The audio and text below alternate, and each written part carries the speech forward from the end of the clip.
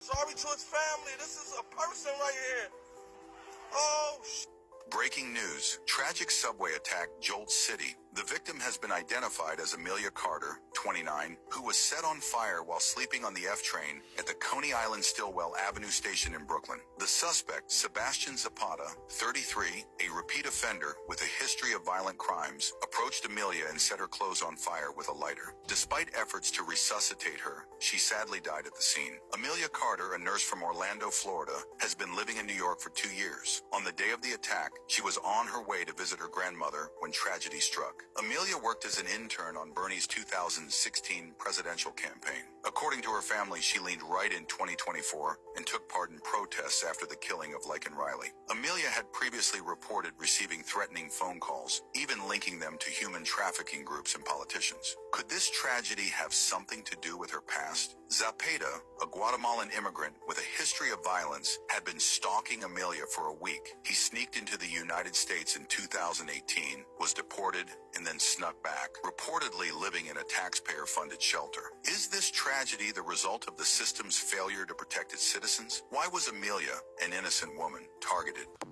Breaking news. Tragic subway attack jolts city. The victim has been identified as Amelia Carter, 29, who was set on fire while sleeping on the F train at the Coney Island Stillwell Avenue station in Brooklyn. The suspect, Sebastian Zapata, 33, a repeat offender with a history of violent crimes, approached Amelia and set her clothes on fire with a lighter. Despite efforts to resuscitate her, she sadly died at the scene. Amelia Carter, a nurse from Orlando, Florida, has been living in New York for 2 years. On the day of the attack, she was on her way to visit her grandmother when tragedy struck. Amelia worked as an intern on Bernie's 2016 presidential campaign. According to her family, she leaned right in 2024 and took part in protests after the killing of Laken Riley. Amelia had previously reported receiving threatening phone calls, even linking them to human trafficking groups and politicians. Could this tragedy have something to do with her past? Zapata, a Guatemalan immigrant with a history of violence, had been stalking Amelia for a week. He sneaked into the United States in 2018, was deported, and then snuck back, reportedly living in a taxpayer-funded shelter. Is this tragedy the result of the system's... Hi everyone, Matt here with the Relief Valve podcast. I haven't been able to get on and post as much as I'd like to, especially getting through this holiday season and everything going on with everybody's families. I'm sure you're all there too. We got the shitbag roundup coming up this Sunday. That'll be on YouTube and Rumble as well. And one of my videos, some people were commenting, the one where I was talking about the dummy Democrat that was hoping about Bill 13848. One I did, the sound didn't come out right.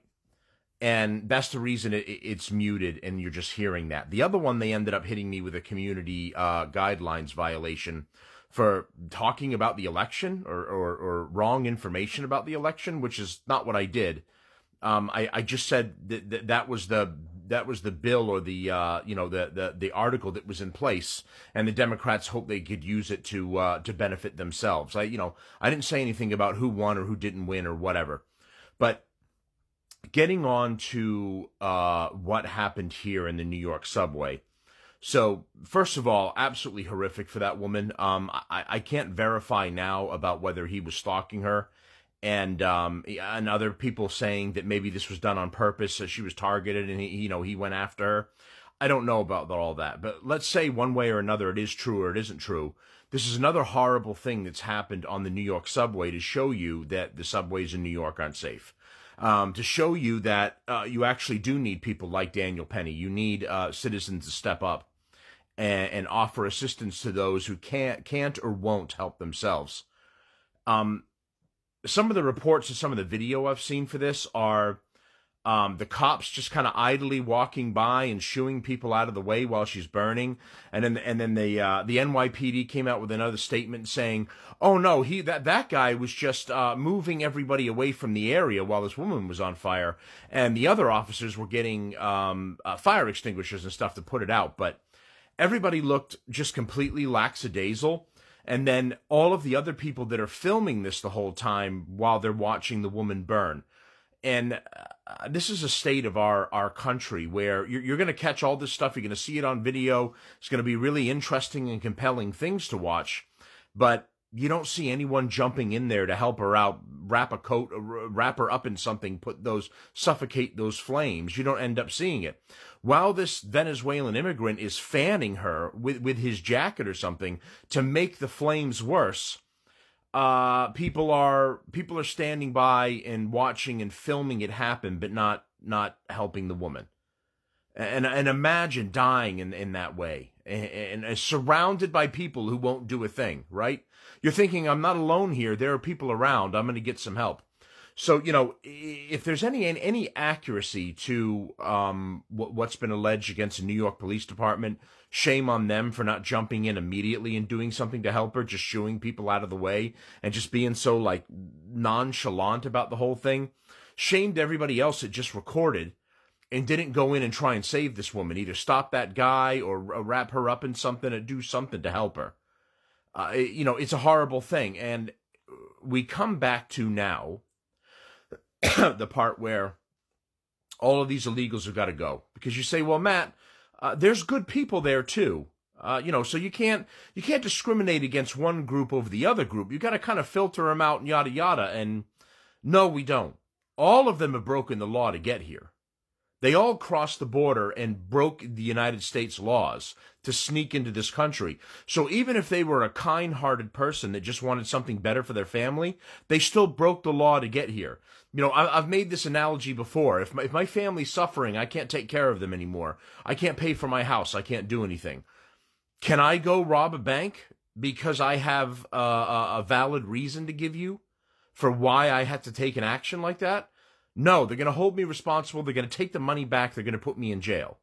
It doesn't matter that I had a sob story to give the authorities for the reason that I had to do it. And I don't want to hear these people's sob stories either. They need to do it the proper way and the legal way or not be here. And for anybody else that, again, another argument the left uses is, well, they're criminals and we got our own criminals here. So what does it matter? Well, it does matter, and that's exactly the point. We don't need to import more criminals. We've got plenty of our own in the United States.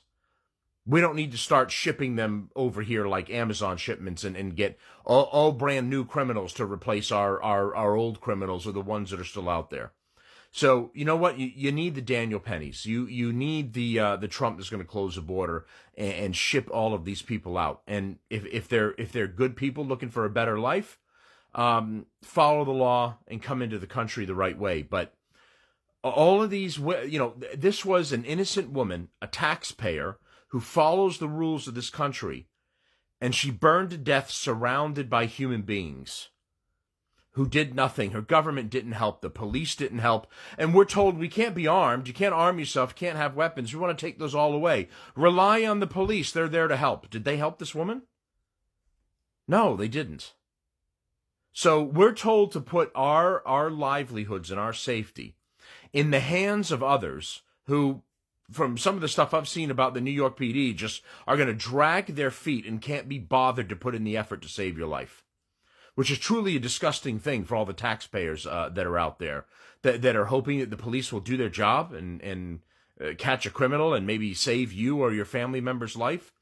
It's a disgusting thing. As far in my opinion, the penalty he should face is an eye for an eye, is what he deserves. But this is just another strong indication as to why, as soon as Trump gets into office, the first thing he needs to do is shut that border down completely and start mass deportations across the board.